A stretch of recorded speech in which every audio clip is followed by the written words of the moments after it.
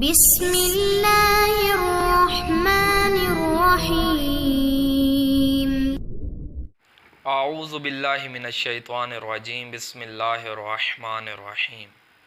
الحمدللہ رب العالمین، اللہم صلی علی محمد وآل محمد۔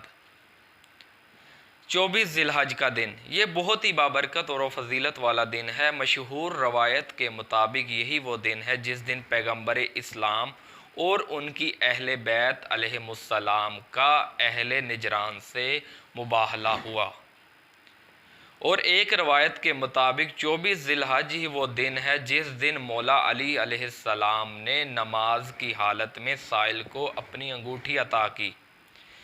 یہ بہت ہی فضیلت اور بابرکت دن ہے۔ اس دن کے کچھ مخصوص اعمال ہیں۔ ان میں سے سب سے پہلی چیز یہ ہے کہ اس دن غسل کیا جائے۔ غسل کرنے کا بہت زیادہ ثواب ہے، اور اس دن روزہ رکھنے کا بھی بہت زیادہ روایت میں ثواب وارد ہوا ہے۔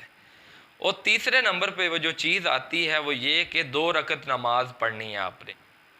2 رکعت نماز پڑھتا ہوں یا پڑھتی ہوں عید مباہلہ قربتاً اللہ۔ اس کی پہلی رکعت میں حمد کے بعد 10 مرتبہ سورہ توحید پڑھنی ہے اور 10 مرتبہ آیت الکرسی پڑھنی ہے، لیکن آیت الکرسی جو پڑھنی ہے آپ نے ہم فیہا خالدون تک پڑھنی ہے، اور 10 مرتبہ سورہ قدر کی تلاوت کرنی ہے۔ اور دوسری رکعت میں بھی بالکل آپ نے ایسا ہی کرنا ہے، حمد کے بعد 10 مرتبہ سورہ توحید، 10 مرتبہ آیت الکرسی، ہم فیہا خالدون تک، اور 10 مرتبہ سورہ قدر۔ جو شخص بھی اس نماز کو پڑھے گا، روایت میں وارد ہوا ہے کہ اللہ تعالیٰ اس کو 1000 حج 1000 عمرے کا ثواب عطا کرے گا، اور دنیا اور آخرت میں اس کی بے شمار حاجات کو پورا کرے گا۔